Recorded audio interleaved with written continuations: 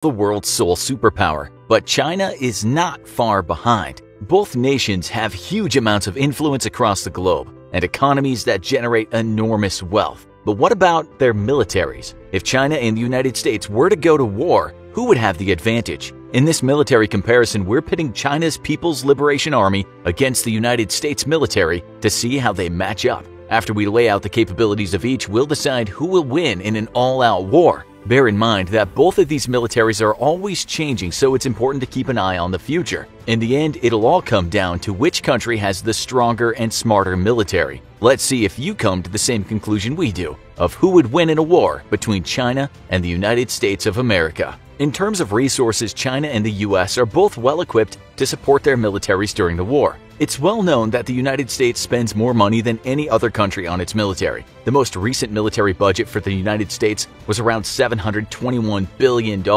That's more than many countries' entire GDP. On the other hand, China's military budget is around $178 billion.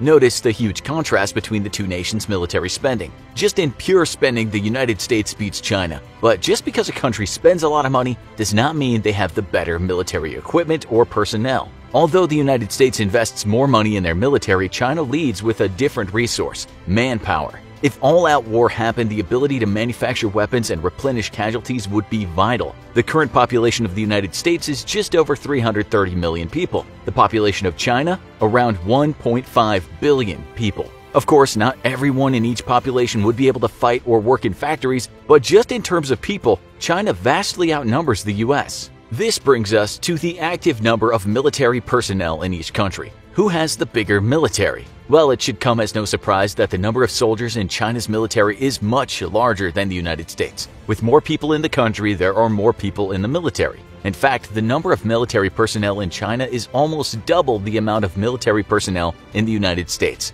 The US military consists of around 1.3 million personnel on active duty. The People's Liberation Army has just over 2 million military personnel. If war broke out between the two countries, the United States would need to immediately reinstate the draft, just to come close to matching the number of military personnel the People's Liberation Army currently has. Due to the immense size of the Pacific Ocean, a war between China and the US would most likely not start on land. So let's first look at the Air Force capabilities of each nation and how they stack up against one another. The total number of military aircraft the United States has is around 5,370. China's Air Force contains about 3,010 planes, but these numbers are always fluctuating as new planes are built and old aircraft are retired. Right now, the Chinese military is building and purchasing aircraft much faster than the US. It's estimated that in a few years, the number of aircraft between the two nations will be comparable. But what about the types of aircraft? Which country has better fighter planes, bombers, and transports? The United States has a vast array of aircraft at their disposal, the most impressive of which are the F-35 Lightning, F-22 Raptor, and F-15 Eagle. These fighter jets help the US maintain air superiority. However, China has its own stealth fighter in the J-20, although it's only available in extremely low numbers and is generally considered a poor man's version of the American F-35. In the air, the American military still retains a lethal advantage over the Chinese military with more sophisticated avionics, a much larger fleet of fifth-generation aircraft, and a far greater number of support aircraft such as tankers and AWACS platforms. American pilots also train on average 20 to 30 hours more per year than their Chinese counterparts, and in more realistic scenarios than the Chinese. As we look at other aspects of the Air Force in each country, we find that larger aircraft such as bombers and transports are not equal. The United States has a clear advantage. There are two reasons for this. The first is because the US just has more aircraft. The second reason is because a lot of money being pumped into the United States military goes to research and development each year.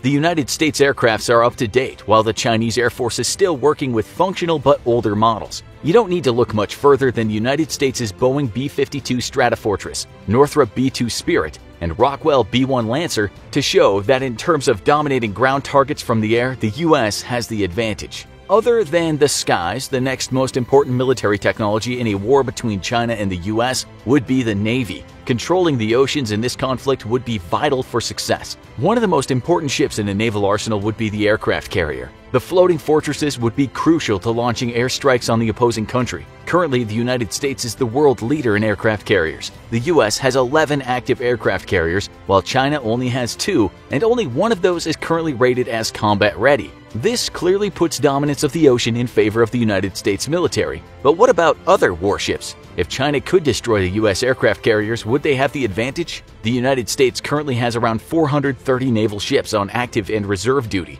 However, only about 300 of those ships are currently able to deploy at a moment's notice. If war broke out between China and the United States right now, China would have a fleet of 335 ships to call upon. But just like the case for the US, not every ship would be available for combat, with about 20% on each side being currently undergoing maintenance, retrofit, or rest and relaxation for its crews. Without eliminating the US's aircraft carrier fleet, China would stand no chance of victory in the Pacific if all-out conflict took place. Yet even with American carriers out of action, China would be extremely hard-pressed to deal with the American submarine fleet. While it has its own fleet of 74 subs versus the US's 66, China severely lacks in anti-submarine warfare assets and would be ill-equipped to take on America's silent service. On the American side, a disastrous performance by its own anti-submarine warfare assets during exercises in the early 2000s revealed a terrible crumbling of the American Navy's capability to wage anti-submarine warfare after the end of the Cold War. Since then, and with the help of ultra-silent diesel submarines from partner nations, the U.S. has undertaken great steps to once again bolster its ASW capabilities and is believed to be well prepared to face any enemy fleet as the world prepares for great power competitions once again. For now, the U.S. fleet remains supreme, but it's divided between responsibilities around the world, while China can focus the entirety of its efforts in fighting America's Pacific Fleet alone. With a rapidly modernizing fleet and more sophisticated shipbuilding efforts, China looks set to close the gap between itself and the US in the approaching decades. What would happen if the war made its way to land, though? Obviously, it would depend on where the war was being fought. The nation battling on their home turf would ultimately have the advantage because of their ability to replenish land forces more easily. Let's take location out of the equation and just compare the land-based military capabilities of each nation. We know that in terms of soldiers, China outnumbers the US. We also know that if soldier numbers need to be replenished, there are many more people to choose from in China than in the US.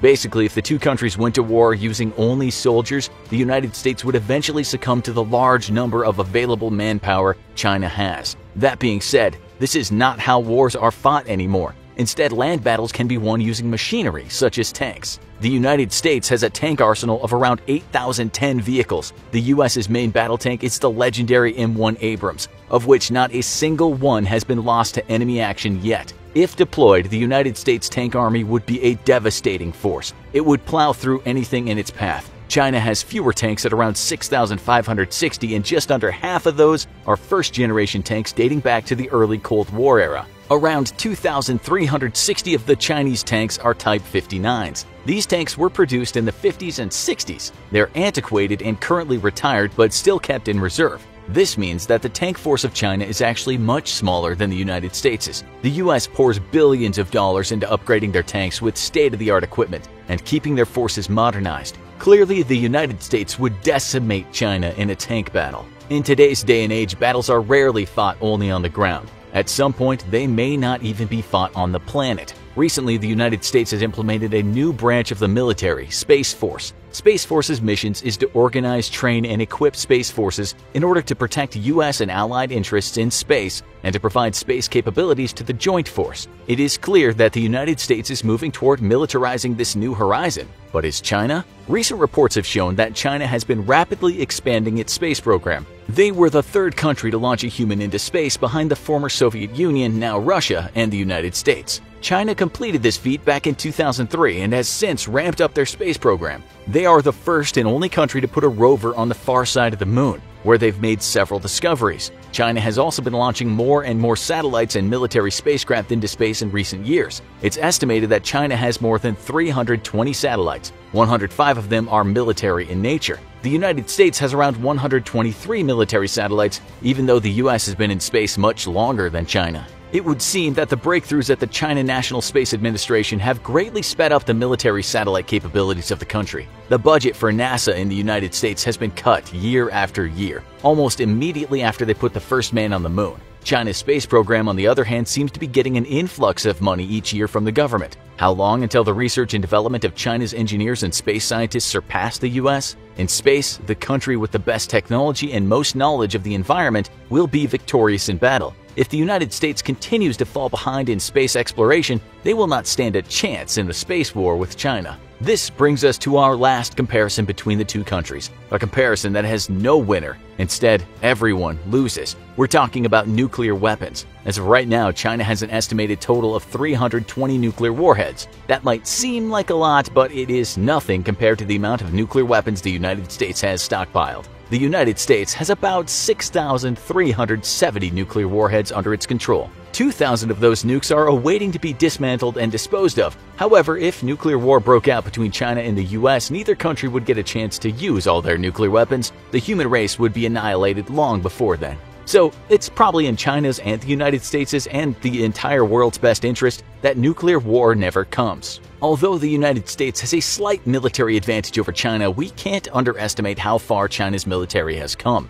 in a relatively short amount of time. Also, the vast amount of manpower could be enough to allow China to hold out for a long time, slowly depleting the United States' resources. However, the reason we believe that the United States would win a war with China is because of experience. The United States has a lot more military experience than China. This means that the leaders of the military have seen combat and know what works and what doesn't. The US has been at war almost perpetually in one form or another since World War II, most recently in the Middle East. Since the beginning of Desert Storm in 1991, the United States has maintained a military presence in the Middle East. In fact, the United States has been fighting in Afghanistan for almost 18 years. This means military personnel and leaders have constantly been gaining skills and experience in the art of war. China, on the other hand, has not fought in a war in over 40 years. The last war they fought in was in 1979 when China invaded Vietnam. Vietnam had just come out of its own civil war and had gained much experience during that time. The small country was able to humiliate the Chinese military, forcing them out of their country after only 3 weeks. It seems that experience can outweigh sheer numbers during wartime.